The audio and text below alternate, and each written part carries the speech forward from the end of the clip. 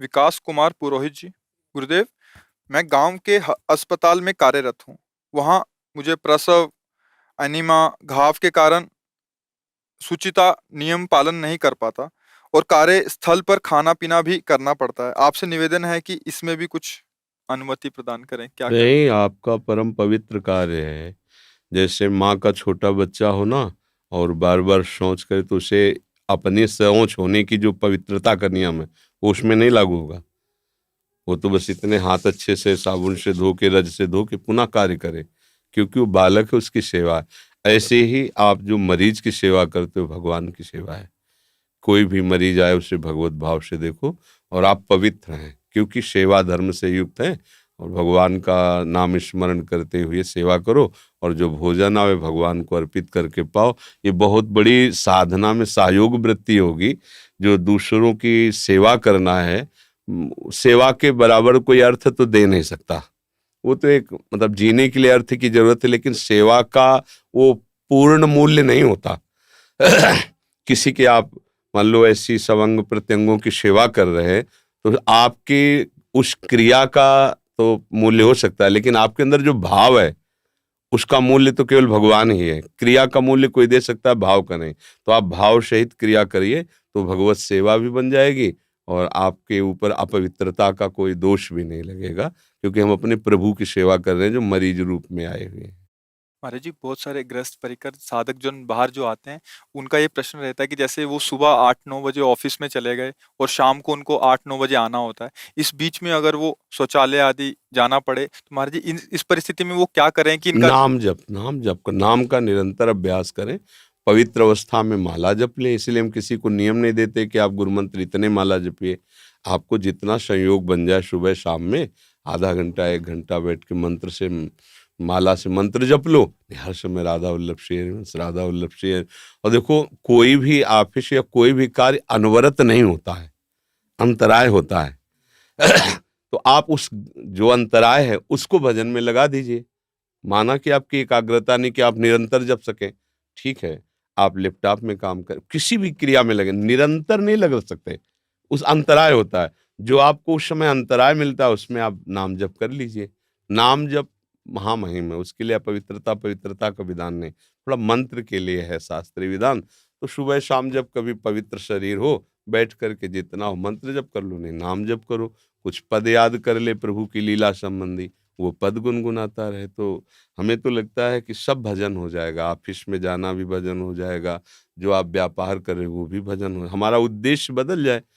अच्छा, उद्देश्य भजन नहीं है तो आप दान पुण्य सब करोगे, संसार ही मिलेगा, भगवान नहीं मिलने वाले, क्योंकि आपका उद्देश्य है। एक के बदले में 1000 देने वाला समर्थ हमारा मालिक है, वो दे देगा। लेकिन उद्देश्य हो जाए तो सांसारिक कार्य भी भगवत प्राप्ति करा देगा, और उद्देश्य नहीं भगवत प्राप्ति तो भागवतिक कार्य भी संसार में ही लगेगा। आपने दान किया, पुण्य किया, सेवा जो भी आपने कार्य किया, परिक्रमा लगाई, सब आपका उद्देश्य हमारी कामना की पूर्ति हो जाएगा, क्योंकि सब भागवतिक है, दिव्य शक्ति संपन्न है। और संसारिक कार्य कर रहे हो लेकिन उद्देश्य आपका है प्रभु की, वही आपकी भगवत प्राप्ति का हेतु हो जाए। तो जो सेवा कार्य मिला है वो भगवत प्रसन्नता का उद्देश्य रख करके हम करें, तो सांसारिक कार्य भी वो भगवत प्राप्ति के हेतु हो जाएगा। और उद्देश्य हमारा संसार है तो भागवतिक कार्य भी संसार की ही प्राप्ति का हेतु बनेगा, भगवान की प्राप्ति का नहीं बने। आते तो हैं लोग, प्रभु के दर्शन करते हैं, धाम की परिक्रमा करते हैं, उद्देश्य क्या होता है उनका? प्रभु प्रसन्न हुए, उद्देश्य थोड़ी होता है भगवान हम पर कृपा करें, हमारे अमुक अमुक काम बन जाए, तो उद्देश्य तो उनका संसार हुआ ना। तो ऐसे उद्देश्य की खास बात होती है। आप अपना उद्देश्य रखिए तो सब भगवान की कृपा का अनुभव होगा। अंतिम बाला पारिक, सीकर, राजस्थान से। गुरुदेव भगवान, आपके चरणों में कोटि कोटि प्रणाम। गुरुदेव भगवान, शौच के समय पहने गए सभी कपड़ों को धोना कठिनतर है, विशेषकर ऊनी या पॉलिस्टर आदि, और ठंड में कपड़े पहनना भी जरूरी होता है। गुरुदेव भगवान, इसमें कुछ संशोधन या छूट प्रदान कीजिए। हाँ, ऊन के वस्त्र तो जैसे आप शौच जा रहे तो यहाँ तक समेट लीजिए। और आजकल बाथरूम में मतलब लेटरिन में बंद उसमें शौच जाया जाता है, तो उसमें ऐसा तो कुछ है नहीं कि दूसरा कोई प्रवेश करे।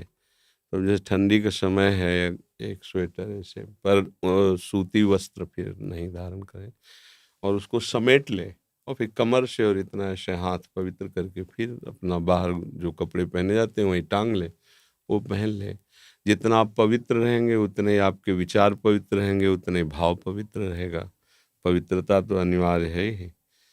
तो जैसे शॉल है, एक शॉल ओढ़ ले, ऐसा बाद में एक जैसे अपने लोग तो एक गरम शॉल इसी के लिए रखते हैं कि अपना वस्त्र हटा दिए जो धोने में नहीं रोज आते हैं, और ऊपर से शॉल कर लिया, फिर शौच आदि करके पवित्र होके शॉल उतार के ऊपर ऐसे रख दिया, फिर स्नान आदि करके अपनी दिनचर्या कर ली। अब जैसे कई बार जाना पड़े तो शॉल है, फिर पुनः शॉल ओढ़ लिया, ऐसा कर लिया। और गंगा यमुना में तो गोता लगाना नहीं है, वो तो कीचड़ का पानी होता है, तो उसमें ऐसी ठंडी की भी बात नहीं कि बहुत ठंड लगती है, क्योंकि बंद वो एक कमरा जैसा होता है लेटरिन रूम, और गीजर आदि रहता है, तो कम वस्त्र से काम चल जाएगा। ऊन का अगर वस्त्र है ना धोए तो फिर अलग ही रखे, और जैसे इसको समेट लिया यहाँ तक ऐसे, और फिर पवित्र होके तो उनका पवित्र माना जाता है, ऐसा कर ले। महाराज श्री, बिस्तर पर बैठकर शरणागत मंत्र जप कर सकते हैं क्या? अशुद्ध दिनों में शरणागत मंत्र का जाप उसी आसन पर बैठकर किया जा सकता है क्या? जैसे मासिक धर्म में माताएं बहनें तो माला से ना करें, मन से तो किया जा सकता है। और जिस बिस्तर पर गृहस्थ धर्म के आचरण होते हैं उस बिस्तर पर फिर बैठकर भजन करना, नाम जप तो कर सकते हैं, लेकिन मंत्र आदि हमें लगता है कि फिर ना करें। और अलग आसन रखें, भजन का आसन अलग रखें। नाम जप कर सकते हैं, पद गुनगुना सकते हैं, भगवत चिंतन कर सकते हैं, पर मंत्र आदि जो पवित्र अवस्था, अब जिस आसन पर गृहस्थ धर्म का आचरण किया गया है और उसी पर तो मन ही नहीं लगेगा, उसमें संस्कार हैं भोगों के, तो भोगों का चिंतन होगा। इसलिए पवित्र आसन पे बैठ के करें तो और अच्छा रहेगा। नाम जप आदि तो उठते ही किया जा सकता है। महाराज श्री, आपने रज की महिमा गाई है, उसमें जब हम यहाँ से वृंदावन से घर में रज लेके जाते हैं तो क्या उस रज को बाथरूम में रख सकते हैं महाराज श्री? नहीं नहीं, उस रज का प्रयोग बाथरूम में नहीं। नहीं नहीं, बाथरूम के लिए लोग जो अपने साधारण रज है लोग की, उसका नहीं, वो तो हमें माथे पे चढ़ानी। ये तो हम वृंदावन वासी जाएंगे कहाँ उसी रज का प्रयोग करेंगे, बाहर से थोड़ी लाएंगे। लेकिन बाहर के व्यक्ति को उसका ऐसे नहीं, वो तो नहा के अपने शरीर पे लगाए, माथे पे लगाए। ऐसा नहीं कि हम बाथरूम के हाथ धो रहे हैं। अब यहाँ हम वृंदावन वासी हैं, हमारे पास हमारा जीवन ही वृंदावन है, लेकिन बाहर रज ले जाकर इसका ऐसा प्रयोग न करें। वो केवल शरीर में लगा सकते हैं, चख सकते हैं, माथे पे रख सकते हैं, बस। अरे परम पावन रज है। अब अपने लोगों ने जीवन वृंदावन को दे दिया, अब कहाँ जाएंगे? अब हम तो शौच भी यहीं होंगे, नहाएंगे भी यहीं, सब कुछ यहीं। अब हमारा तो जीवन ही है। लेकिन आप 4 दिन के लिए आए हो तो सावधान, बाहर रज ले जाओ तो ऐसे उसका उसका इस तरह से अपमान न करे कि बाथरूम में रख के हाथ धोए, ऐसा न करे। तो परम पावन शिव विरंच वंदित रज है, ये वो दुर्लभ रज है वृंदावन की। गुरुदेव, आपके चरणों में कोटि कोटि प्रणाम। महाराज जी, जो प्रिया प्रीतम पर जल वारते हैं उसे पीना चाहिए या सब पर छिड़कना चाहिए? दोनों कार्य कर सकते हैं, पी भी सकते हैं और सबको छिड़क भी सकते हैं। और सावधानी ये रखी जाती है कि जब वो जल जो वारा जाता है, छिड़का जाता है, तो अपने वस्त्र से पैर ढक लिए जाते हैं कि पैर में ना पड़े, और सर झुका दिया जाता है जिससे माथे पे पड़े। कहीं भी पड़े तो देखना आप, जो विज्ञ जन है, जो जानते नहीं जानते तो बेचारे हैं, जो जानकार हैं तो जैसे जल छिड़का जा रहा है तो गमछा या कुछ भी ऐसे चरण ढक लिए अपने, और ऐसे कि वो पैरों में ना पड़े, माथे पे सर पे पड़े। और पिया भी जा सकता है। वार पियत नित पानी, मेरी महारानी श्री राधा रानी। हाँ, जिस बांके बिहारी स्वयं किशोरी जी को जलवार करके से पीते हैं, लाल बिहारी को प्राण जीवन धन, वारी पियत नित पानी, मेरी महारानी श्री राधा रानी। राकेश जी, राधा वल्लभ श्री हरवंश गुरुदेव। सतगुरुदेव भगवान, आपके चरणों में कोटि कोटि प्रणाम। गुरुदेव, संसार व्यवहार में शरीर के संबंधियों में किसी ना किसी की मृत्यु होती रहती है। महाराज जी, क्या एक साधक को वहां मृत्यु भोज पाना चाहिए, या आपका क्या आदेश है महाराज जी एक साधक के लिए? ये वैसे शास्त्रीय निषेध है, पर ये ध्यान रखना चाहिए जैसे अपने घर में हो रहा है, अपने निजी, हाँ, तो उसमें फिर ये नहीं चलेगा। बाहर तो ठीक है, लोग व्यवहार में हम जाएं, जाना पड़ेगा, गृहस्थ तो ना पाए किसी बहाने से कहीं तक चल। लेकिन अपने घर में जब परिवार है, मान लो 150 लोगों का, उसमें जाना पड़ेगा, उसमें पाना पड़ेगा। तो थोड़ा जैसे किशमिश आदि का भोग श्री जी का लगा ले, जहाँ ऐसा पाना हो तो वहाँ चुपचाप अपनी थाल में डाल ले जो आपको भोजन मिला है, राधा वल्लभ लाल की जय, पाले ऐसा कर ले। अनुराधा शर्मा जी जयपुर से। राधा वल्लभ श्री हरिवंश। परम पूज्य सदगुरुदेव भगवान, आपके चरणों में कोटि कोटि प्रणाम। गुरुदेव, आप बताते हैं कि जुगल जोड़ी का ध्यान करना चाहिए। महाराज जी, हम भी ध्यान करते हैं तो हमें जुगल जोड़ी के प्रत्यक्ष अपनी भावना अनुसार प्रत्यक्ष दर्शन भी होते हैं महाराज जी, परंतु बाद में बुद्धि कहती है पता नहीं ये वास्तविक थे या आभास था। महाराज जी, मेरे मन में इस बात की प्रधानता रहती है कि किसका? मुझे तो फिर दर्शन ही क्या होते हैं, फिर भावना ही क्या होती है? नाम जप करो, अभी नाम जप करो। अभी दर्पण साफ नहीं हुआ है, क्योंकि ऐसा जब साफ हो जाएगा तो किसी से पता लगाना थोड़ी।